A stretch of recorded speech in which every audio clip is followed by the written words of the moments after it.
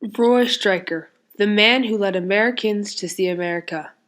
Without him, a time in American history would be lost.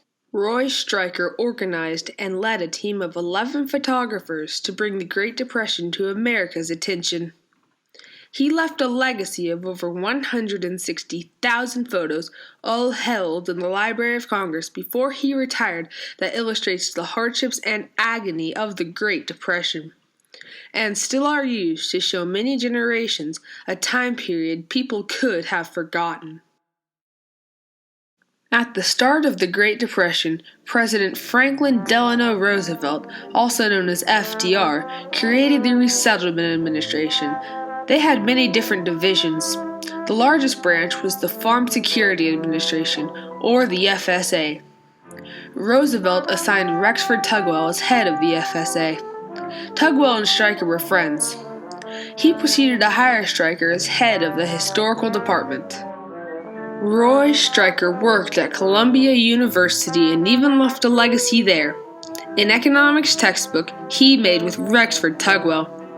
Roy Stryker did not only use textbooks for his referring, though. He also went outside the real-world economic problems that he would have his students solve. That is where he found Arthur Rothstein. He took many of the greatest Farm Security Administration photographs ever.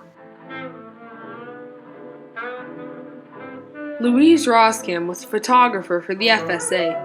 She worked with her husband, Edwin Roscam. They helped document America. Louise and Stryker were friends. She spoke about what his personality was. And he had really come into the whole organization as a teacher. But on the other hand, he enjoyed a fight. He's like a little boy that likes to go out and punch the other kids. Roy loved to fight, and if people were standing in his way, his greatest joy was to get him out of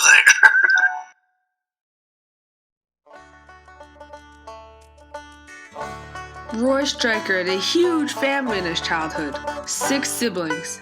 His dad was always working on the farm. With all this going on, Stryker did not let it soil his love of books and reading. It very well could have. He got all of his books from his older brother who worked at the local school.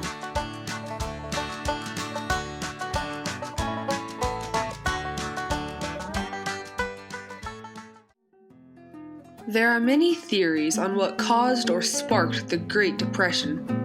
The most common one was the stock market crash of October 29, 1929. From that day forward, America would be in the Great Depression. 2 days later, 11 well-known Wall Street businessmen had committed suicide. They weren't just mad, they were devastated by the outlooks of the Great Depression. Everyone was in the beginning of chaos. After that, people were depressed. It felt like an absence of something. The smoke wasn't coming out of the smokestacks and every business had to cut back. The unemployment rate was up to 25% and everyone was just shocked.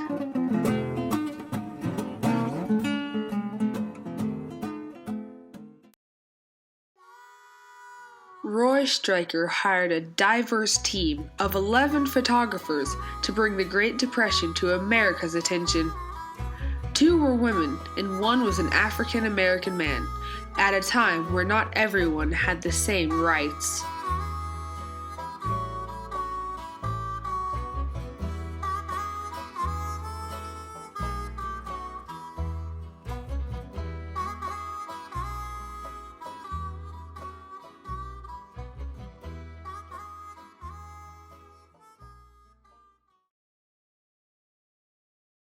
Stryker had no need to inspire the photographers. What was going on around them was inspiration enough. Dorothea Lange, one of the female photographers, was inspired by the riots in San Francisco.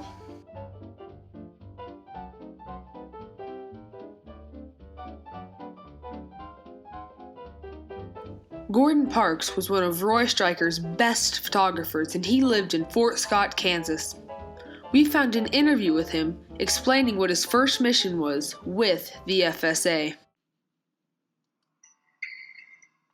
Stryker sat me down the first day I got there and asked me point blank what I knew about Washington, D.C. I thought Washington, D.C. should be the seat of democracy.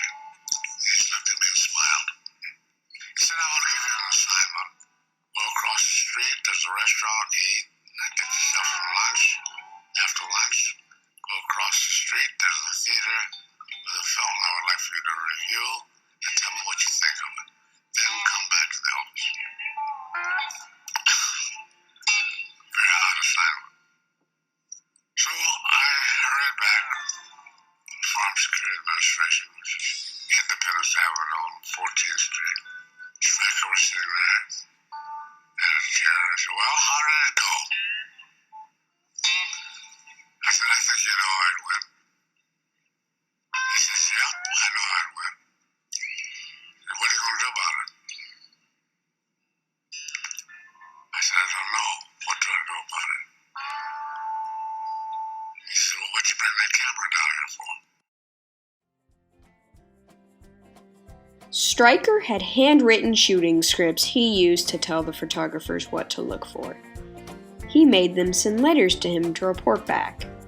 One of the photographers did not write very many letters. He was the only one ever fired from the team.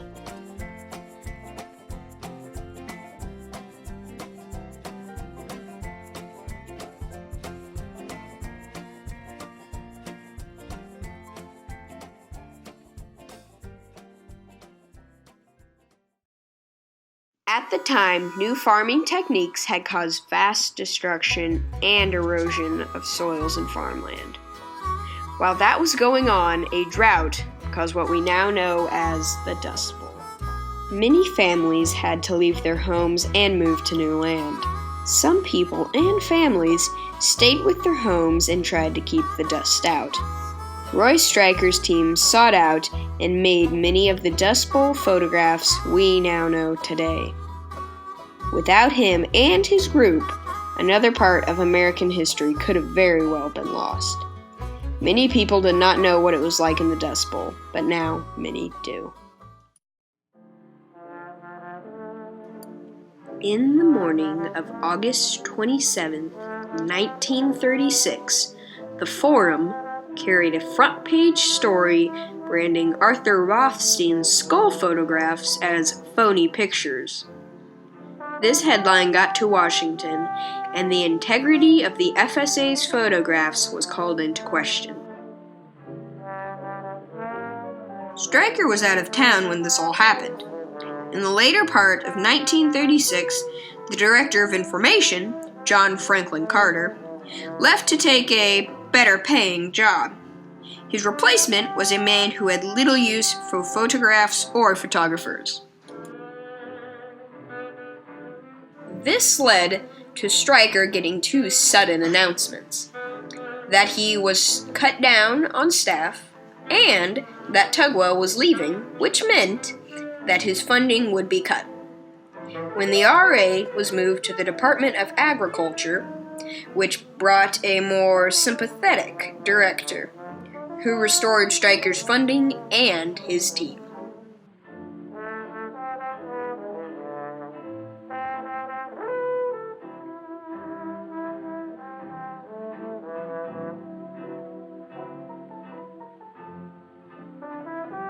Through Stryker's hard work and leadership today, anybody can access his legacy of over 160,000 photos. Stryker led the photographers through extreme funding cuts and against Congress to secure their legacy known as the file. Without Stryker's leadership to get the file saved into the Library of Congress, generations to come might not know what the Great Depression was like.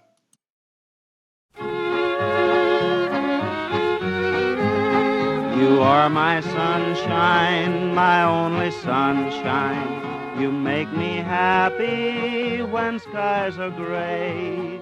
You'll never know, dear, how much I